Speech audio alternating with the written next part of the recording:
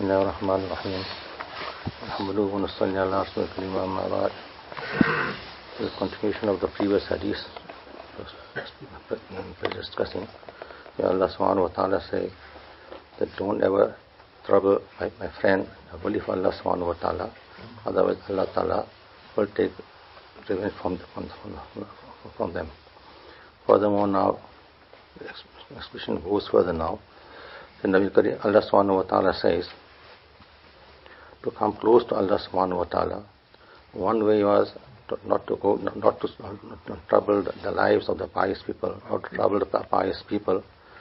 Second thing Allah Nabi Kareem mentioning here, to come close to Allah subhanahu wa ta'ala is by means of the farais, and one is by means of nawafil. Qurb bil farais and qurb bil nawafil. Qurb bil farais means that those things Allah subhanahu wa ta'ala has made compulsory upon us.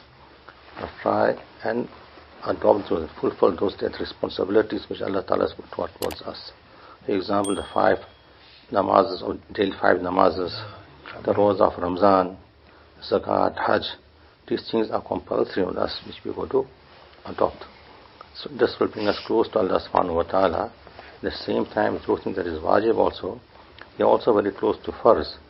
For example, Qurbani, Sadaqatul Fitr. If you're punctual with this thing to come close to Allah subhanahu wa ta'ala, you meet Allah subhanahu wa ta'ala.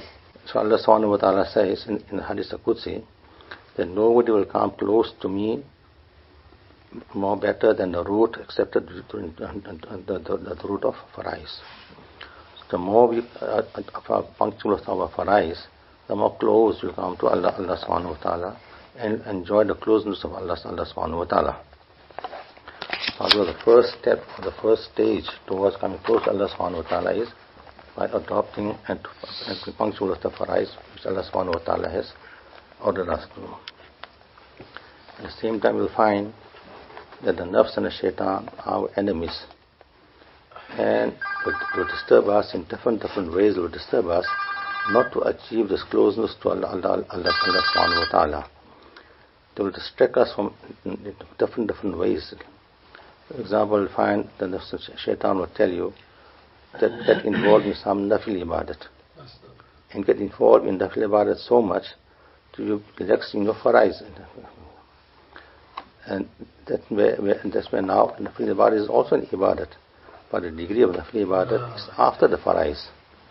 If you leave out the farais and no order for nawafil, how can you come close to Allah subhanahu wa ta'ala?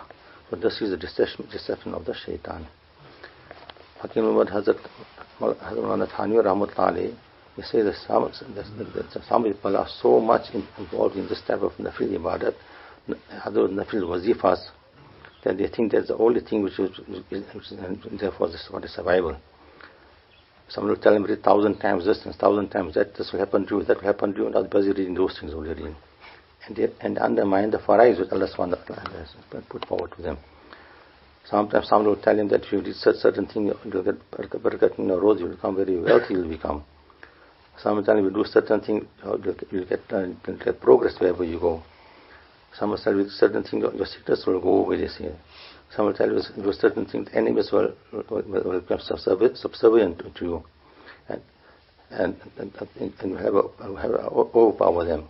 So all these types of different types of people will have worries among themselves, problems among themselves. Then somebody tells them to do something, to read so many times of something, so they're busy doing all those things there, and they leave out the farais. So the purpose and object is to obtain the love of Allah subhanahu wa ta'ala, closeness of Allah subhanahu wa ta'ala. And these things are not going to help you in that aspect. And normally when we read anything also, read our tasweer, whatever we read, we don't read it to fulfill our needs, we read it to please Allah subhanahu wa ta'ala. If we read something to please Allah subhanahu wa ta'ala, then definitely we'll get the benefit also, and get the closeness of Allah subhanahu wa ta'ala, happiness of Allah subhanahu wa ta'ala also. But we don't read with that intention, then will it fulfill our needs, then how things won't come right. It comes in the hadith also that the person who reads Fajr namaz and gets busy in making some ibadah of Allah subhanahu wa ta'ala, making zikr, making tawbah istighfar, in Quran, out of the Quran, So the sun rises and time of Ishraq time starts and starts doing this namaz to Allah, nafil namaz, and that namaz is equal to one accepted umrah, Hajj and Umrah. And at the same time, every 2 rakat namaz, and Allah will suffice all his needs inside. His rosy sustenance will suffice. So, if you read that to please Allah subhanahu wa ta'ala alone, is a command of Allah subhanahu wa ta'ala, automatically you will receive that reward already. When you are reading it just to achieve that rewards, then the purpose, you have also lost the focus, or lost it. So, whatever we do, we got to keep in mind that with the command of Allah subhanahu wa ta'ala fulfilling, then with that you are coming close to Allah subhanahu wa ta'ala, and Allah ta'ala's love will enter your heart also. One example which I explains, he says here, that a very simple and easy example he explains it, that somebody has got a business, and in the business he employs somebody to do some work for him, and give him his job description. This is your job, you must do this work.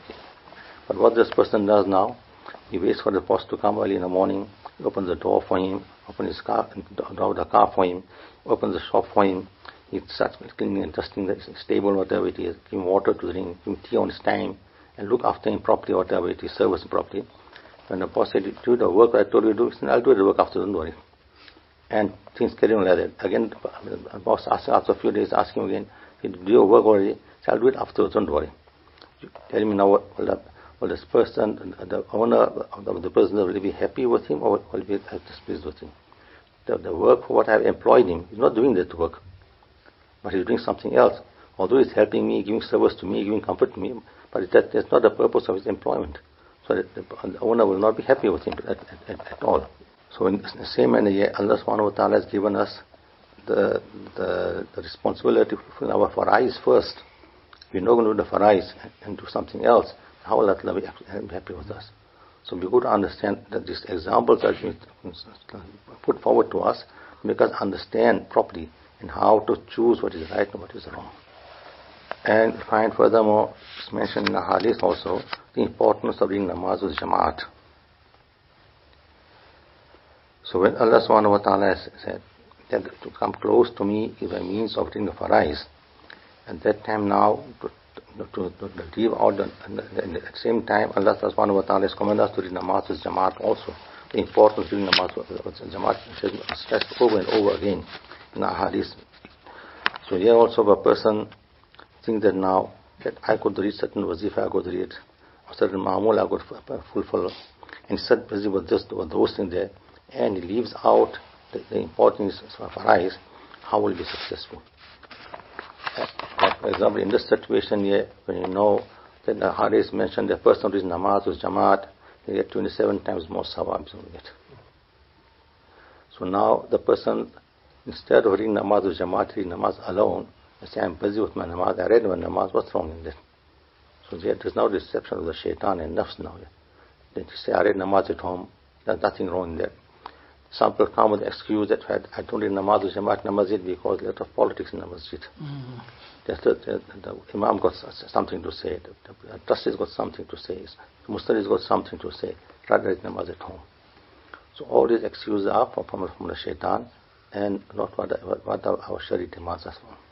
So our responsibility is to read namaz in the masjid and attend that sawab.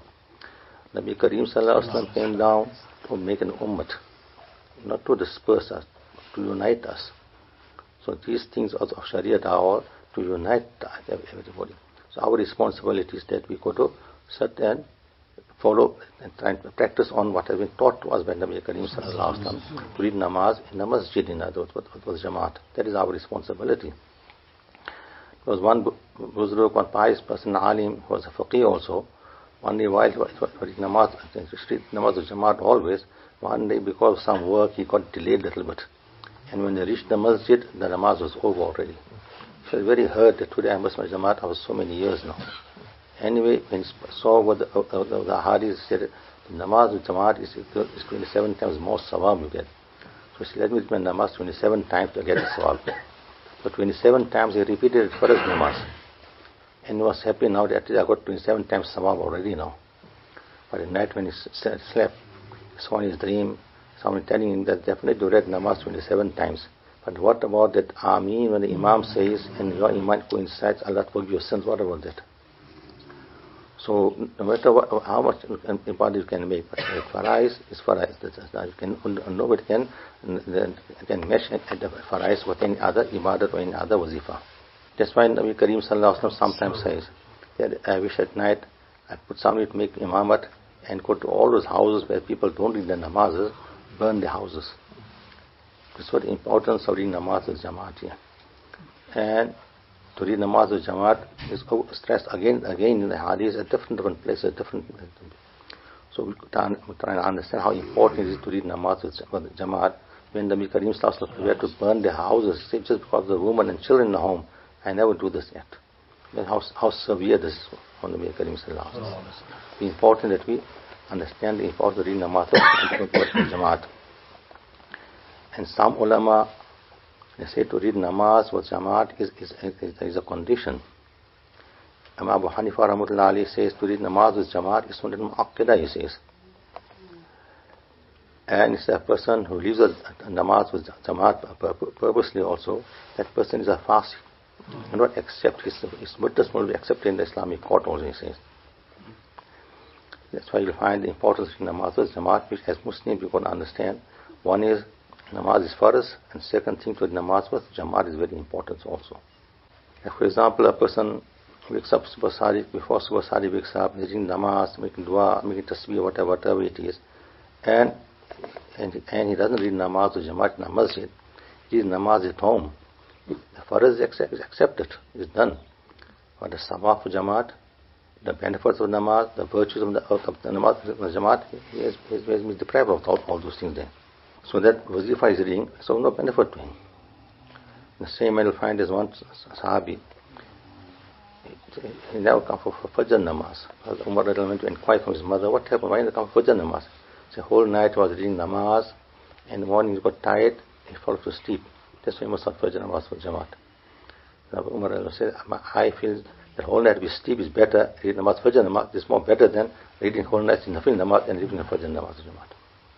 So it shows how important it is for a Muslim to be punctual with farais and especially farais with jamaat also at the same time. So in other words, these people who have some other motives in the mind and make some other ibadah or wazifas and leave out the farais, to spell that is a clear deception from the shaitan and nafs. That's why you'll find when a person wants to do some good work, shaitan will trouble him and put different thoughts in his mind. And do this work now, but do this work to remember a lot of things to remember at that time. At that time, it's our responsibility to see what responsibility is turned towards us from Allah subhanahu wa ta'ala. We could fulfill that responsibility, not what the shaitan put things in the mind. That's why Allah subhanahu wa ta'ala in Hadith Qudsi says to Nabi Kareem Sallallahu Alaihi Wasallam, there's no other ibadat will make you close to me than farais. So farais is the only means to come close to Allah subhanahu wa ta'ala, to achieve the closeness of Allah subhanahu wa ta'ala, the love of Allah subhanahu wa ta'ala, happiness of Allah subhanahu wa ta'ala will be achieved through farais only. And the same man you will find on other end, you will find also on the other person employs somebody to do some work and is in fulfilling that responsibilities of his in the business. Day and night he is doing that, but he is not giving any water. He's not looking after you, not being salam to you also, not putting the door of the car for you also. He's busy with his work all the time. So you tell me, well, this person, the employer will be happy with this employee or not? Definitely happy with the employer. This person, although I'm sick now, come visit me also. Doesn't matter, but he's doing my work properly. I got confidence on him that the response I've given to him is fulfilling the responsibility of mine, and my business is growing because of him. So in the same manner also, that we want to understand from these examples how important our farais is. We go to fulfill our farais, and we don't, and we lack in our nawafil. Still, we are coming close to Allah subhanahu wa ta'ala. So a person who leaves out his farais, and that person there's no chance of forgiveness for him. There's nothing will cover up for the farais which has left out. And a person who leaves out the farais purposely, you know very well how severe that action of his is in the Sharia. And the person don't read nafil namaz, there's nothing wrong in it. He will not be taken to task for not reading nafil namaz. If he leaves out the faraz namaz, he will be taken to task for not reading faraz namaz. So this, you can understand, this is the principle of the base of our Sharia is what is first. We got in all the situations we got to do that, no matter what it is, whether you're at home, whether you're at work, whether you are traveling, but wherever we can be. The first namaz you got to read in all situations. You got to read the first namaz. The problem is we read this type of ahadith also, we listen to lectures also on these topics also, but at the same time we have no understanding or we have no inclination towards fruitfully these type of things. That shows that how our reception has gone so weak that we got no figure of the farais of the towards us. So now we could understand very well that to live out of farais is a severe sickness. It's like cancer. A person got cancer, the person gets very worried. What's happening? I'm going to get treated very quickly. To live out of farais namaz is more worse than that also, because there's cancer to our soul, and our soul get contaminated. Then what will happen to us? It's important that we understand the basics of this, that we've got to be punctual with our farais first. And some people will find that they read for the farais also, but at the same time they give more importance to nafil ibadat than farais. So this also is not correct also. More important must be given to the farais. So one is the person who reads farais at all, and one is who reads farais namaz, but gives more importance to nawafil important. So these are two categories we'll find. You've got to give importance to farais, and second category is nawafil after that. Of course we know that the farais Allah subhanahu wa ta'ala has directly made compulsory on us. Our iman depends on the farais. The 5 pillars of Islam, that's our base, our foundation. If that is being uprooted, how is the foundation of our iman going to be? The second part is now where Allah subhanahu wa ta'ala says that the person come close to me is because of nawafil also. When the person is punctual after the farais, is punctual with nawafil also, then that the person comes close to Allah subhanahu wa ta'ala, Allah ta'ala starts loving him also. So many people, they come close to Allah subhanahu wa ta'ala to the road of nawafil also. For example, you find Nabi Kareem sallallahu alaihi wasallam says, a person reads farais complete properly, but we know what's the condition of our farais namaz. There is no sincerity in the farais namaz. There is some deficiency in our farais namaz, whatever it is. So Allah, the Nabi Kareem sallallahu say that the nawafil, the excess of nawafil you can read, will cover up for the deficiency in our farais namaz. This fact nawafil also is important. For example, the example given before also will find a person has been employed somewhere. He's got a responsibility. He does the responsibility fully, completely, carries out his responsibility. But at the same time, he's being kind to his employer also. He gives comfort also. He looks after his needs also. So whatever now, this person becomes even more acceptable, or more, and the employer becomes more kind towards this person now, because he's doing his responsibility, and more over that, he look after me also, give him comfort also.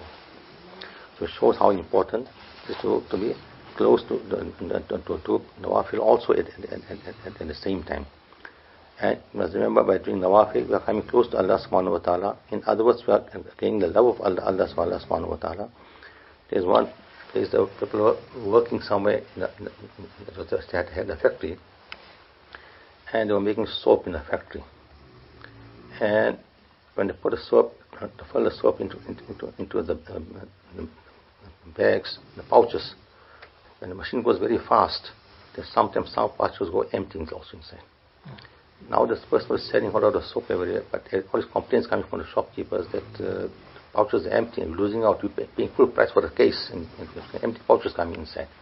They're very worried that now the business is going to drop because of this problem. We got together and had a board meeting, what must we do? And different ideas came forward. They went to research whatever it is. They found at a certain place in Germany there's a machine that will solve this problem of yours. You won't get empty pouches coming inside. And the meeting was going on for very long. Now there was they find a person, it's called a tea boy, they call it. He comes with tea to everybody. And he's not very educated. He comes there and he's seeing the meeting getting very long. So he comes and asks the people, what's happening? Why are you taking so long in the meeting to discuss? He said, it is not for you to discuss. You're not educated. You don't know what's happening. It's our factory, and what if our production is? After all, taking very long, what's happening? Like the second, third time I brought tea already, still not over already. So one person from the meeting said, just tell him, let's see what he's going to say. Just make him happy, whatever it is. This is our problem here. And because of this, we are losing a lot of business. So we want to solve this problem, so we're discussing of it, and we came to a conclusion that a certain place in Germany, the machine, it costs so much of money, it costs, we're going to buy that machine now to solve this problem. So this boy told, you know what, solve the problem, give me 200 francs, please, I have to solve the problem. He said, what kind of a business? I said, okay, let's see what he does. He went to the bazaar, he bought one fan and came back. And he put a fan in front of there where production comes out. The fan is going wind from here, empty pouches are all flying out one side. Now they say, imagine now what we couldn't think, this boy thought about it. Okay. So it shows Allah Ta'ala has given an understanding to everybody in different forms is given. You cannot think anybody to be low at any time.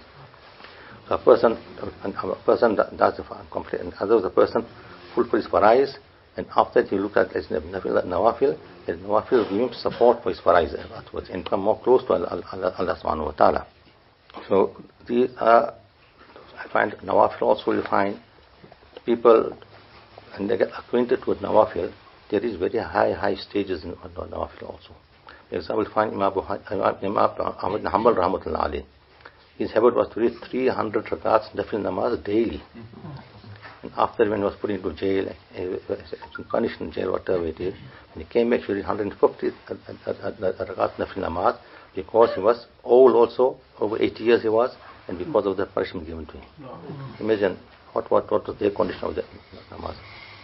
And Imam Abu Hanifa rahmatullah alayhi, for 40 years he read Fajr namaz, Isha was read. Holding that making ibadah of Allah subhanahu wa ta'ala. Find some other our elders will find that they used to read the whole Quran in 8 rakats of tahajjud namaz. So these people, they had love for the nawafil to come close to Allah subhanahu wa ta'ala. Harun Rashid, the Khalifa, also mentioned that with all his activities ruling the whole country, should read at least 300 rakats or 200 rakats of nafil namaz daily should read. So these things which a person comes close to Allah subhanahu wa ta'ala, then he gets encouragement to do more good work, and he comes close to, and enjoys doing good work, comes close to Allah subhanahu wa ta'ala. This is what saves the person from a lot of wrong things. Even Qari Sahab in Madina Munawwara, Qari Fateh Muhammad Sahab, he said that his habit was also to read a lot of namaz and Quran in namaz. So one day he told us, he said, Harim, let's today we got to do some work, we got to go out. So he said, okay. So he went to namaz in the house Jannah. He started namaz after Ishraq namaz. He was reading namaz. It took him so long that the Zohar Azan called out. He couldn't never realize Zohar namaz, so long he read namaz. Then after Zohar again he started till Asr namaz, reading namaz again. So this Harim asked Hazrat, what about the work? He said, but I was enjoying namaz so much, I forgot about the work. I couldn't remember the work. So imagine, they were the people who loved Allah subhanahu wa ta'ala, and Allah ta'ala loved them also. So they enjoyed the nafil ibadah so much. For example, you'll find some of our Kaab, you'll find they read in Ramzan, you should read 60 Quran khatam they read. The Shaykh Rahmatullah alayhi one day wrote to all his acquaintances, said, Ramzan, how much Quran did you read? All replied, how much did you read? One letter came, they read 62 Quran khatams in Ramzan. How was it? He said, one Quran khatam in the day, one at night, one in Tarawih, one in Tahajjud. That was the son of Hazrat was very sabri. You can imagine now how the people who had love for Allah subhanahu wa ta'ala enjoy reading the nafil ibadat, but not compromising on the farais. Furthermore, Allah subhanahu wa ta'ala explains that Allah subhanahu wa ta'ala loves somebody, and his contact with Allah subhanahu wa ta'ala becomes very close. Allah ta'ala also starts loving that person also. Wow. And with the result of that, Allah ta'ala becomes his ears also, Allah ta'ala becomes his eyes also, Allah ta'ala becomes his hands also, Allah ta'ala becomes his feet also. The person comes so close to Allah subhanahu wa ta'ala by reading extra nafil namaz. So now this Allah ta'ala becomes his eyes. What does it mean? Surah of Hadith and ulama has mentioned that this means that that person now will only see those things Allah ta'ala is permitted him to see. He won't look at the wrong things at all. A person will utilize his hands only for good things, won't utilize it on the wrong things. Same thing with his feet also. He will only go on places where Allah ta'ala has allowed him to go. He won't go other places, because now he is not care of Allah subhanahu wa ta'ala. Allah loves him now. Allah won't let him do something which is not supposed to do now. For example, you find a father loves his son quite a bit. So father won't allow his son to do something wrong, something that will hurt him and harm his future. But save him from those things there. Same here, a person loves Allah subhanahu wa ta'ala through faraiz and nawafil. Allah Ta'ala loves a person in such a manner that he won't let him do anything which is wrong. So like how a father is so kind towards his son and explains that don't do these things are harmful for you. This thing will slow the process of recognition, whatever it is, benefit, whatever it is. So in that manner, there this person, the son will listen to the father and will be successful in his life. Of course, he'll take benefit from the experience of the father always. Same and here also when the person listens to the command of Allah subhanahu wa ta'ala, in particular with his faraiz and also nawafil also at the same time, we find Nabi Kareem Sallallahu explained to us also that a person, nawafil, there are many types of nawafil. Ishraq, Chash, Awabin, Tahajjud, Salatul Tawbah, Salatul Haja, Salatul Tasbih. There are so many namazes there is for us to read. If a person functions with all his namazes, how close he come to Allah subhanahu wa ta'ala. That's why you find the Sahaba Karam's mean, whenever they had any problem, they should 2 rakat namaz, and they go to Allah subhanahu wa ta'ala, and before wiping their hands on their face, the request was already accepted already. Because the namaz was of that quality. So if we read our namaz was that quality, then Allah will accept our du'as also in the same manner, will accept our du'as. And for that it's very important for our du'as to be accepted is the basis to eat halal food always. We have halal food, halal sustenance, then Allah will accept your dua more quicker. But if sustenance is haram, then how will Allah accept your du'as? That's why you find many people start complaining. Then the people who are in namaz also, for hajj also, they give zakat also, doing so much good work they are doing. But why the du'as not being accepted? The problem is there when our sustenance is not halal. How it will be accepted? Involve interest dealings, for example. Between just what's stolen goods, for example, when income is haram, how is the dua going to get accepted? So we've got to be very careful that how we conduct our lives and how our income is. When Allah subhanahu wa ta'ala will reward us according to that. That's why you'll find in the Quran, Allah subhanahu wa ta'ala says, وَلَا تَجِدُ أَكْثَرُهُمْ شَاكِرِينَ. Or the shaitan says that I will distract the people from the right and from the left and from the front and from the back. I'll distract them. And many of them will find they will not be grateful to Allah subhanahu wa ta'ala. So this is when Allah Ta'ala's surveillance is taken away from us. When you love Allah subhanahu wa ta'ala with the medium of faraiz and nawafil, Allah Ta'ala is looking at us, surveillance with us all the time, help us with us all the time. Now this shaitan won't have a chance to distract us from doing good things. But when we don't do that, the shaitan will distract us from doing good work. And now, what is the gratitude of the eyes, gratitude of the hands, legs, that Allah subhanahu is given to us, is we utilize those ni'mas of Allah subhanahu wa ta'ala according to the command of Allah subhanahu wa ta'ala. When we utilize that ni'mat according to the command of Allah subhanahu wa ta'ala, now we are grateful to the ni'mat of Allah subhanahu wa ta'ala. At that time you'll find now Allah subhanahu wa ta'ala says in ibadi laysa laka alim sultan.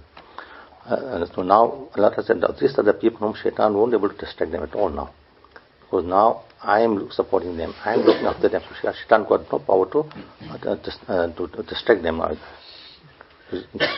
So a person who is close to Allah subhanahu wa ta'ala, he's got no fear in the world of anybody. Because he only fears Allah subhanahu wa ta'ala. The person who don't fear Allah subhanahu wa ta'ala, fear everybody in the world will fear. There can come in hadith that a moment, 2 fears will not be together in a person, fear of Allah subhanahu wa ta'ala and the fear of the makhluk also. Either of the one he'll have. If you fear Allah subhanahu wa ta'ala, he'll fear nobody else. When you fear the people, then fear everybody else. In other words, the conclusion of this everything is now is that we've got to learn to be punctual with our faraiz also, and be punctual with our nawafil also, to come close to Allah subhanahu wa ta'ala, to get the support for Allah subhanahu wa ta'ala, that whatever we do, we come close to Allah subhanahu wa ta'ala according to His commands. I find Adham rahmatullah alayh, one day he was going somewhere, he found one person was completely intoxicated, and that situation was coming off his mouth also, and nobody was going close to him. So he went there quickly. He took his shawl and wiped his mouth, took some water and washed his face, whatever it is, and slowly he could regain his consciousness. When he saw Ibrahim in front of him, he was surprised, asking, "What are you doing here?" He said, "I saw you in this condition and I couldn't keep myself under control. That's why I tried to help you come out of this situation." He said, "But I thought the pious people don't come to the people who are sinners. How you came?" He said, "No, you're also a servant of Allah subhanahu wa ta'ala. Allah will accept your forgiveness also make to Allah subhanahu wa ta'ala." When he heard that, immediately said, "I'm making my witness that I'm making tawbah from all my guna now. I'll never use intoxicants after this." He became one of the wali of Allah subhanahu wa ta'ala. He became. At the same time, Adham Rahmatullah at night when he slept, he saw in his dream that Allah subhanahu wa ta'ala said that I made you my wali already. Why? Because you washed the face of my servant who became a wali. Because of that, I made you my wali also. So now his actions are also like a wali, his deeds actually like a wali, his speech like a wali also. Whatever it does, everything becomes like a wali, because Allah has made him his wali's friend already now. So if Allah makes anybody their friend, they got no problem with that. Because Allah look after them, Allah support them from all types of guna also. Wherever there's even is guna also, Allah save them from there, take them away from there, because the connection with Allah subhanahu wa ta'ala is very strong now. But this is what we could achieve in our lives, but our connection with Allah subhanahu wa ta'ala is so strong that the thought of guna also don't come into our hearts at all. That will come when our connection is strong with Allah subhanahu wa ta'ala. And the easiest way to build up this connection is to farais and nawafil and make tawbah istighfar to Allah subhanahu wa ta'ala. So now Allah subhanahu wa ta'ala, when it comes to further stage now, the Nabi sallallahu alayhi wa sallam says that in the hadith that the person reaches this stage here now, then whatever this person asks, I will give them whatever you ask me now. So imagine, that's why you find that some people when they make dua, Allah will accept their duas. Why? Because they've reached a stage already in their life closer to Allah subhanahu wa ta'ala, where the result you find that was being accepted by Allah subhanahu wa ta'ala. And anyone want to harm them in any way also, Allah subhanahu wa ta'ala protects them and looks after them also. Some people find they are very wealthy, and there is a lot of sadaqah they make, a lot of charity work they do also. But when I ask them, what about your zakat? Zakat is by the way, I'm to charity work only. What's the benefit of that charity now? It doesn't do this for us. For us is further. First put it out as zakat first, with proper calculations. And after whatever you do is nafil, like how the farais of namaz and the nawafil namaz, the same way the zakat is first and other charity is nafil after that. If you don't do your faras, how will your nafil charity be acceptable? Another hadith here, Abu Hurairah narrates from Nabi Karim sallallahu alayhi wa sallam, when Allah Ta'ala befriends anybody, Allah Ta'ala's love for anybody, Allah Ta'ala discloses love to Hazrat Jibreel alayhi salatu wa salam, I love a certain person, you also love him. So he also starts loving that person, and he announces this amongst the angels on the sky, that Allah Ta'ala loves a certain person, I also love him, so you also start loving him. So all the angels in the sky start loving that person, and with the result, when everybody in the sky starts loving that person, then that person's love descends onto the earth. The people of the earth start loving that person also. And another hadith,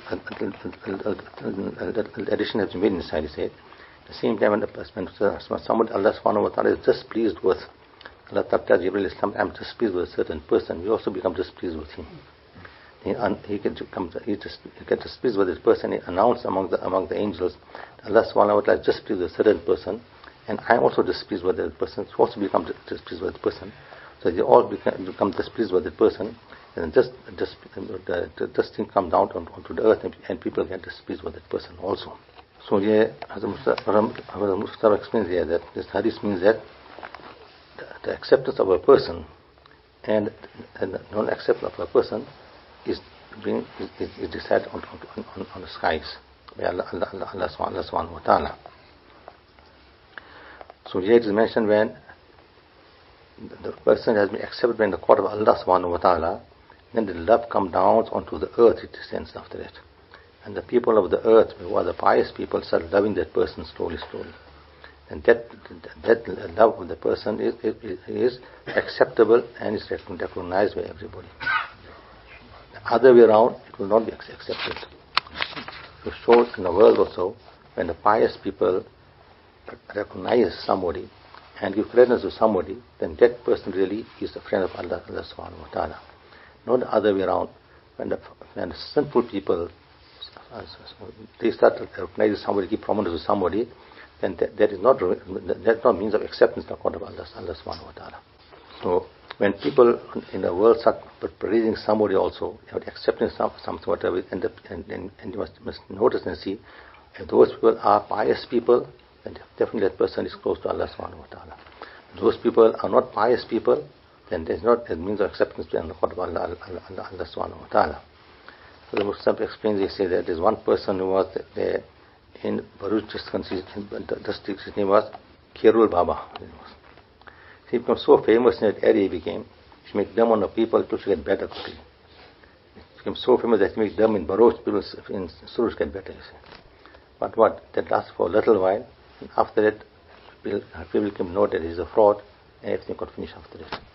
So sometimes this type of things happen that people get very famous for a certain thing, but because they are not accepting the court of Allah subhanahu wa ta'ala, that people don't benefit from it, and that fraud opens up amongst everybody. So where the fusaq and fujjar, the sinful people start praising somebody or accepting somebody, that doesn't mean that it's acceptance in the court of Allah subhanahu wa ta'ala. People can take out articles in the newspaper, in the press, wherever they can against somebody, and show that person is a very likable person, whatever it is. But in spite of all that, if the person is not accepting the court of Allah subhanahu wa ta'ala, no one will turn towards him. No one will benefit from the person. The meaning of one hadith is, when Nabi Karim sallallahu alaihi wasallam means a person who worships Allah subhanahu wa ta'ala, a person who is also obedient to Allah subhanahu wa ta'ala, no matter it can be amongst between 7 curtains also, you can be making ibadah to Allah subhanahu wa ta'ala alone, then to Allah ta'ala will make the people come to know that this person is a pious person and will respect him as well. At the same time, a person can bring something wrong, and a secluded person with 7 curtain barriers between him also, then to Allah will open it to people that see this person that's something wrong is doing. So show that how to be accepting the court of Allah subhanahu wa ta'ala, then that is what we could achieve for. No matter what the people can see, we don't worry about that, but we could be accepting the court of Allah subhanahu wa ta'ala. And you find the pious people in the world will find they rule on people's hearts, not on people's bodies. And the people of the world, they rule on the bodies, not on the heart. That's a difference we'll find here. Hazrat Mustakim explains here that in our recent past we'll find was one pious person by the name of Qari Siddiq Sahab Anwir Rahmatullah Alayhi. So whenever you come to any place, you could, for example, explains the issue, you come to Surat, people should come to know of him, I don't know how should come to know of him, people should flock towards him, to meet him, to greet him, take his du'as, whatever it is. What is all this? Because it was accepted in the court of Allah subhanahu wa ta'ala, the love of his spread onto the world amongst people will turn towards him in droves, they turn towards him. Hakim Hazrat Ashraf Thanvi Rahmatullah in one of his lectures he writes, there was one Englishman, he wrote that certain people are in the graves and they rule the people's heart on the earth, you see. Who is that person, he says? It's Khaja Muhyiddin Chishti Rahmatullah alayhi, you see. He's in his grave, but people got so much of reverence of him, so much of love for him, that to follow and emulate whatever he's doing. So although he's in his grave, but he's a means of guidance for many people on surface of the earth. So show that the people in pious are connected to Allah subhanahu wa ta'ala. Those are the people from whom people benefit in the world. You find these people, they don't have make propaganda anywhere, they don't go for canvassing anywhere, they don't go on go to the media everywhere to explain how pious they are and people must follow them. It's not like that.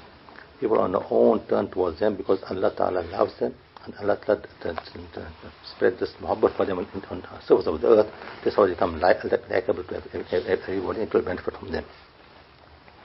Because Allah Ta'ala has put a love, into their heart, and Allah loves them also. The same way you'll find some people who are completely opposite to that. And the people detest this type of people. For example, you find anybody take the name of Firaun, Abu Jahl, nobody likes them. Nobody don't want to listen to the names or to emulate them also in any way. Why is this? Pious people, sometimes you will never see them also, and still they'll got liking towards them. They want to hear whatever is said, to listen to whatever message is given to everybody. When this type of people, tyrant people, when they come, although they are well known amongst everybody, they are on the TV screens also, and media also everywhere they are, but people get frightened from them. They want to listen to them also, they want to go close to them. Why is that? Because they're not ruling on the hearts of the people.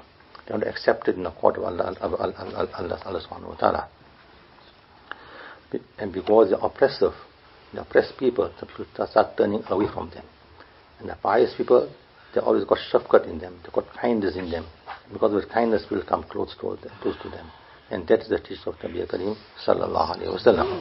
In one hadith, Hazrat Aisha radiallahu ta'ala also knows from Nabi Kareem sallallahu alayhi wa sallam, that one group of the Sahaba went out in the path of Allah subhanahu wa ta'ala.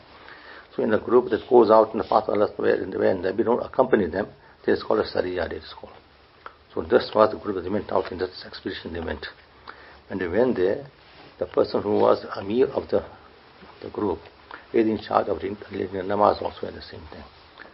So this Amir was leading the namaz, and then namaz, when she reads Qiraat after Surah Fatiha, after Qiraat you should read Kullahu, you should read.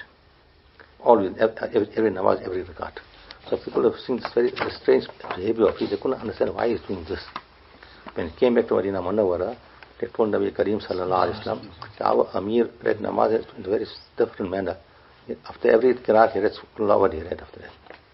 So Nabi Kareem sallallahu alayhi wa sallam asked that person that, why is this? Why are you doing this?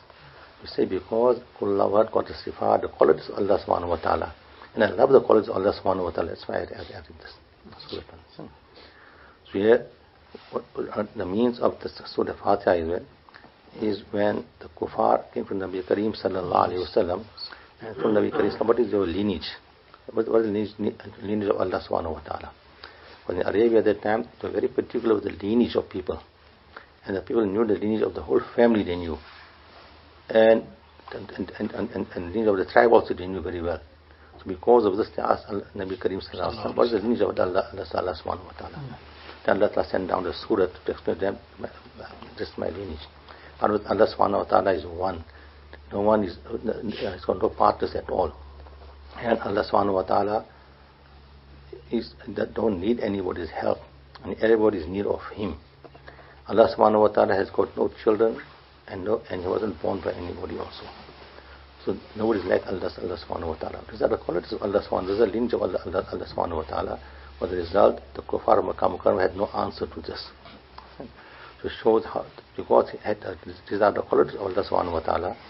When this Sahab was reading this Surah Ikhlas in every rakat, some place mentioned that every rakat should Surah Ikhlas only should read. So Nabi Kareem sallallahu alaihi wasallam told them, if this person has got so much love for the sifat of Allah subhanahu wa ta'ala, then when giving the glad tidings, Allah also loves him also. So it shows how important is it that we try and love Allah subhanahu wa ta'ala, bring love Allah subhanahu wa ta'ala in our hearts. And we know very well, very recently, it's only a month that went past, Ramadan, what is the month of Ramadan? What was our spiritual status in Ramadan? Are we maintaining the same status after Ramadan or not? We got to ponder over that. We got to maintain the status after Ramadan also, we got to maintain it.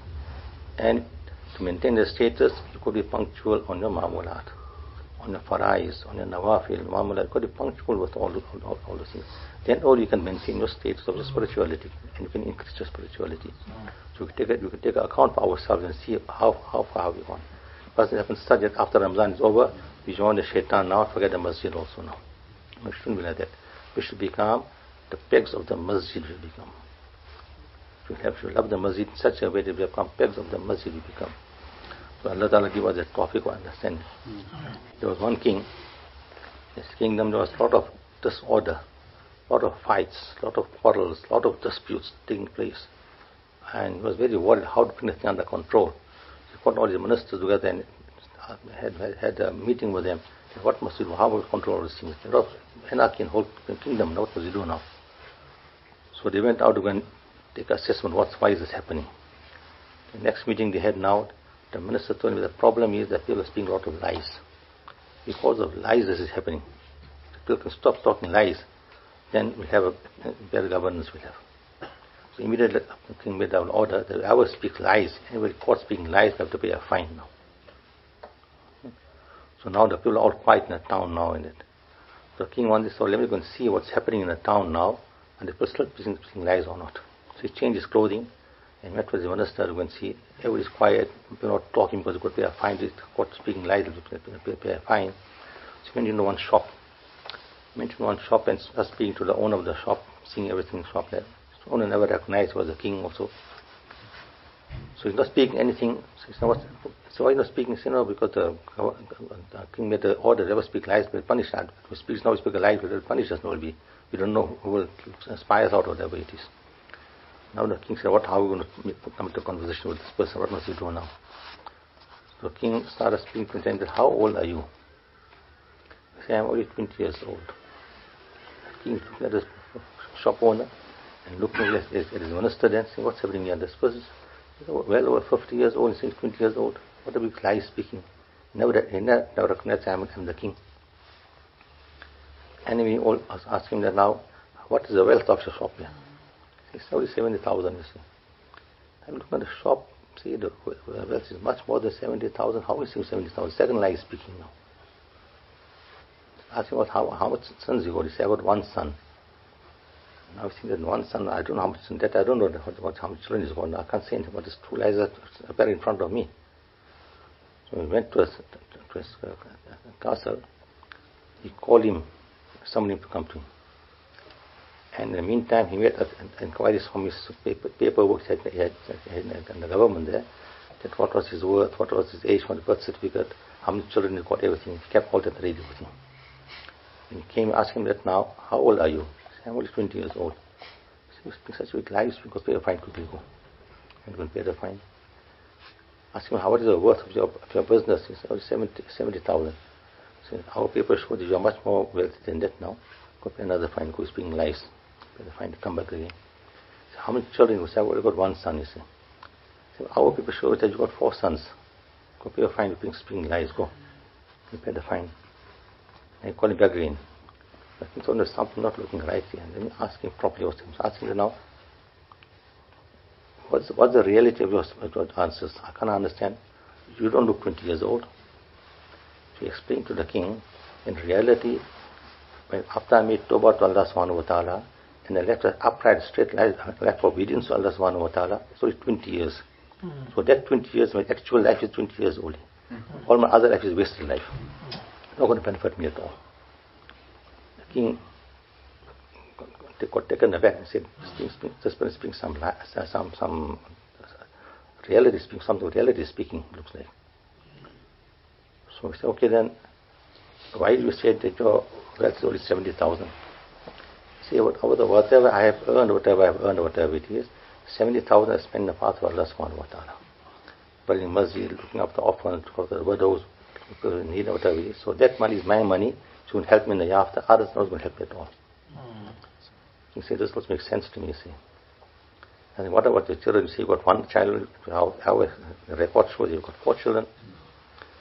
You see, I've got 4 children. But 3 children are just obedient to me. They're not going to help me anyway in my life, won't help me. The one child is obedient to me, he's going to help me in my life also, and after that also help me by making salah sawab for me also.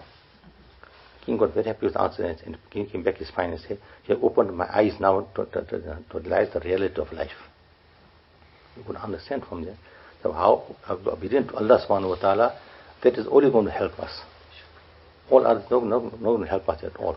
So the more people are contact with Allah subhanahu wa ta'ala, it is going to be beneficial for us. Nothing more than that will be beneficial for us. So yeah, there's one other small little article that came. It's not a reality. It's a made up joke, whatever you can call it. one person passed away, and now when he was being questioned, he said, well, we're giving you the option now, whether you want to go to Jannah or you want to go to Jahannam. When see both places and make a decision. So you see, you know what? Jannah, all talk of Jannah is good. All the preachers talk of Jannah is good. Jannah is good. Then we can see what's happening in Jannah first. Then I'll come to Jannah. So he goes into the left, go down to Jannah, and go there. You see, everybody is very happy there, enjoying themselves there, drinking also, and the women are there, everything. And he's very happy there, and recognized for people there also. And see, this look a very good place looks like him. Anyway, he said, go to Jannah now. He went up to Jannah now, to the left, went up to Jannah. You see there now, everything there, as the preachers say, all this Jannah, same thing, all pleasures are there, all the names of Allah subhanahu wa ta'ala, everything is there. He doesn't recognize anybody there. But see, no, they are recognized people are telling him to go there and stay there. So now you tell them, ask him, what's your decision? Say, I would rather go to Jannah. If you go into Jannah, you say. Go to Jahannam now. Go there, everything is changed there now. All the punishment and all the difficulties and hardships are all there. Now it's getting very worried. Now you find the shaitan there also. Tell the shaitan now, don't you recognize me? I came just a little while before. He said, yes, I recognize you. He said, but why is everything changed? Said, that time you were campaigning at that time. You were campaigning at that time. So you are one of our candidates, you also know. So that's what happens. Shaitan's work is to campaign for Jahannam all the time. We fall in the trap of the Shaitan. We all go with him Jahannam. It comes in the Kitab also. When the kuffar will go to Jahannam, they'll go to the idols, they'll go to Shaitan, then now help us out. They say, we can't help you here now. We can't help you at all here now. So, but what you brought us is now, we already told you what to do. We never forced you to come here. So there, the idols also, the Shaitan also, will just associate you in the afterwards also. So the wise person, that person will obey the commands of Allah subhanahu wa ta'ala, try and come close to Allah subhanahu wa ta'ala, and achieve the love of Allah subhanahu wa ta'ala. That is going to happen in the afterlife. So Allah like us tawfiq for understanding and practicing and looking after our iman, looking after our spirituality. Iman is the most important thing in a Muslim's life. That gets affected, that person is lost completely. And we know in the world, what is happening in the world nowadays, how the people's imans are being snatched away in this world with different things around us. Come the hadith, the time will come when a person in the morning will be a mu'min, in the evening he'll become a kafir. Iman will go out of his heart. At night he'll be a mu'min, in the morning he'll become a kafir. Iman will go out of him. So what is it? How will I understand this? You can see that the daytime you'll see what is happening around you, and you start going to a discussion, going to a dispute with somebody. You speak such words, you won't know your iman is gone also.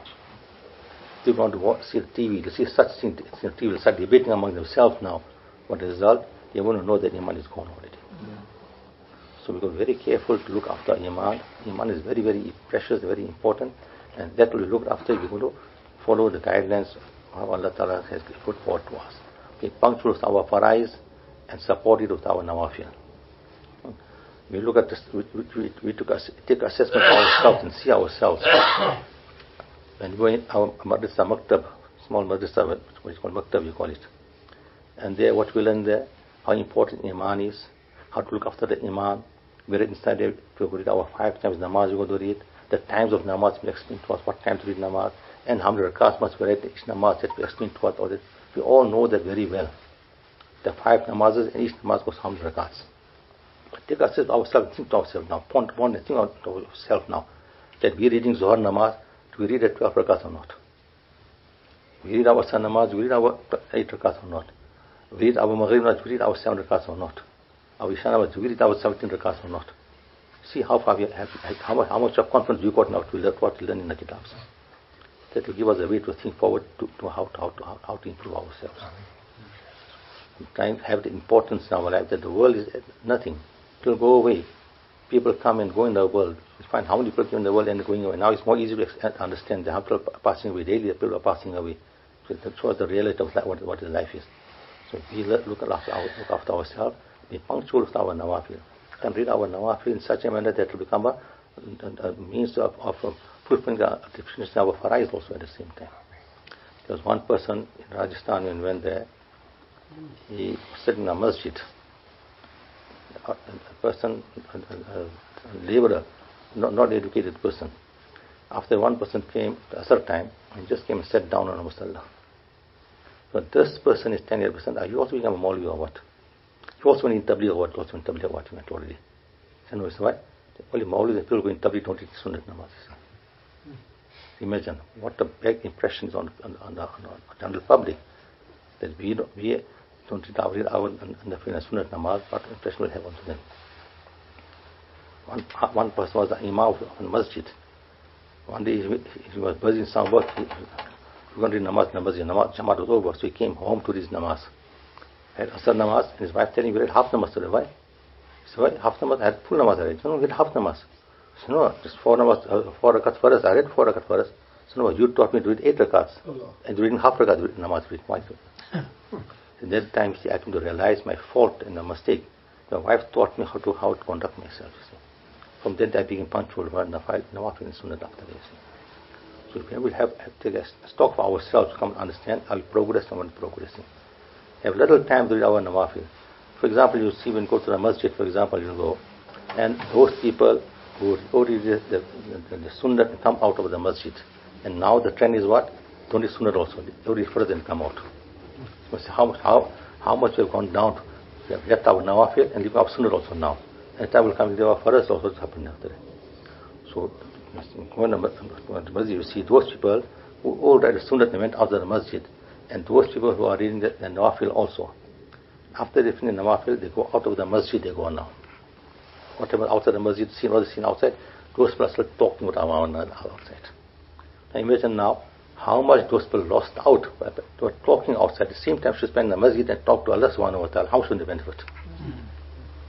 So we only could use our common sense sometimes to do something which is right. It comes in the hadith also that a person goes to the masjid and he walks to the masjid from his home. So every step he walks, he gets sawab for it. His guna get maaf also. His stays get raised eyes on Allah subhanahu wa ta'ala. How much is he benefiting now? A person goes to the masjid and it is the dua of the masjid. Allah ta'ala ababa rahmati, can enter with the right foot inside.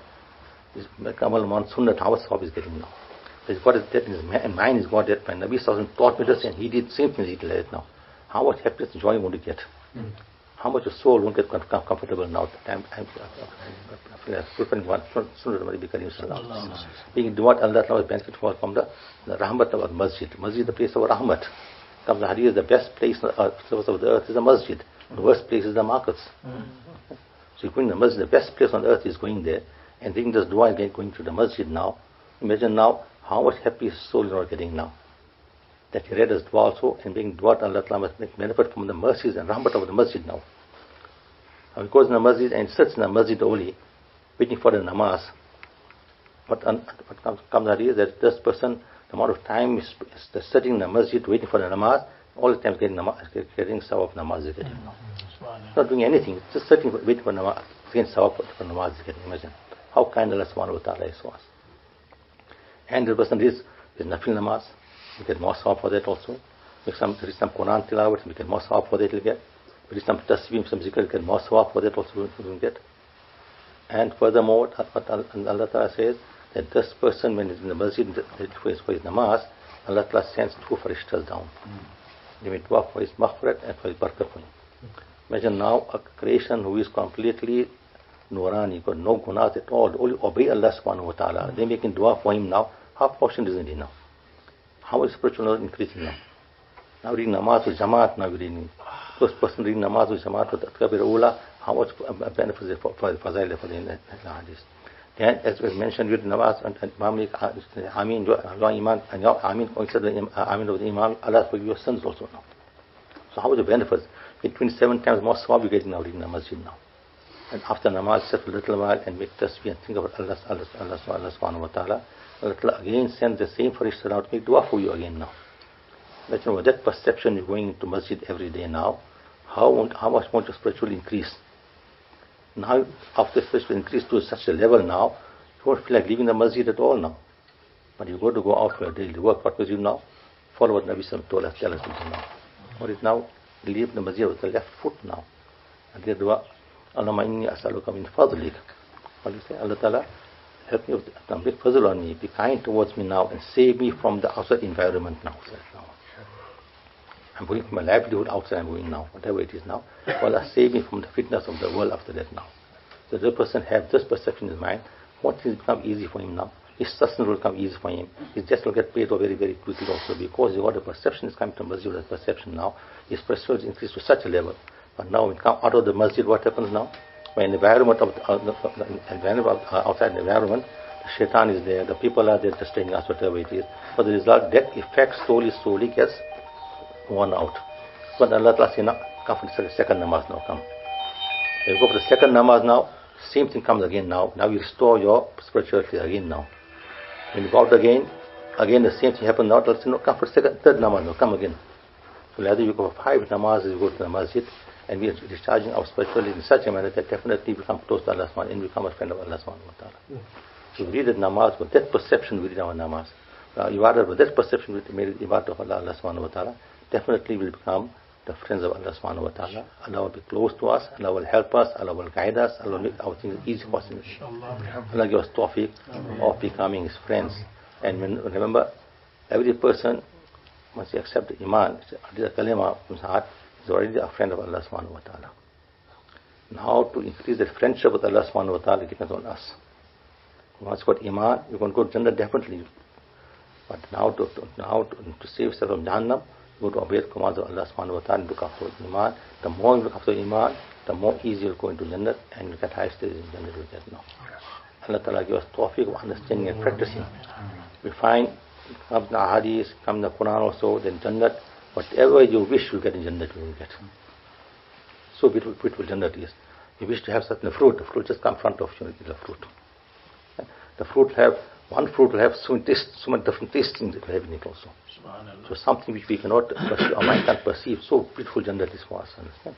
Now why is that? The question arises, why that everything is subjugated to in Jannah? You won't have to look for it, it will just come to you. Why is that? Ulama give answer, they said why? Because we work for Jannah in this world, that's why. Because the work for Jannah in this world, that's why Jannah is not subjugated to you. For example, you're working somewhere, getting your wages. You got the wages now, you come home, you buy a car now, to go to work now. But that car won't do something against your wish. Wherever you want, the car will take you there. You don't go somewhere else. If you drive in the car, you must say, no, I want to go to work, car will say, I want to go somewhere, what happened like that? Because you bought the car is under your control, the car will listen to whatever you're going to do now. Because you paid for it. Understand? You bring food from bazaar, you bring food home now, that food you're going to eat now, food will say, don't eat me. Because you bought the food now, and you're going to eat the food is going to give you health, understand? Because you bought whatever you bought yourself, that thing now is subsequent to you now. Same way in this world, you bought Jannah with a good amal. You did good amal in this world and you bought Jannah now. So Jannah now is subsequent to you now. Listen to whatever you want us to listen to now. So Allah Ta'ala make it easy for us to acquire Jannah and to make things easy for us in this world also. And the better part is what? It must try and enjoy the beauties of Jannah in this world. Our pious people should say that some of them they had no food in this world to eat. Molana Sahab, when he got married, he was he was a convert, and they were very, very poor also, had no money also. So Shaykh got him married, whatever it is. So this girl we got married to, at night when he got married, he had 2 pieces of bread he had. He had 1 bread and gave his wife 1 bread, and from the little bit was left over. So he told the wife, please put it in the shelf, in the morning we'll have for breakfast, we'll have it. So she started crying. So what happened? I told your father-in-law not to get married to me. I'm a very poor person, I've got nothing with me. He's pleading with her, and yet no. I showed my true colors to the father before already. I've got nothing with me, whatever it is. Because on the day of his wedding also, he wore his own, had his clothes, old, 30. So some of his friends told him that, now why don't you borrow somebody's clothes and make a point? I said, no. I don't like to become a fake person. I'm sure my genuinity, whatever it is. So at least wash your clothes. Yeah, I can do it, no problem. Started washing his clothes. And all of it started raining after that. And it was time for his nikah, clothes and get dry also. But the same wet clothes went from nikah also. The same father knew that I was, my condition was this. I'm so poor, such a poor person. Why are you crying now? I said, no, I'm not crying because of that. I said, why? So my mother told me that I'm getting married to a very pious person, a muttaqi person, a Zahid I'm getting married to. And yes, you leave something for tomorrow, leave something. You got no faith in Allah subhanahu wa ta'ala, in other words. So then when she went home after a week or so, mother asked her that, how are you faring in your marriage life now? She said, Alhamdulillah, I'm enjoying the blessing of Jannah in this world. That poverty and that whatever it is, she said, I'm enjoying the blessing of Jannah in this world already. So this way you'll find our elders will find people that they were so obedient to Allah subhanahu wa ta'ala, no matter what condition came upon them, but they had to enjoy the names of Jannah in this world already.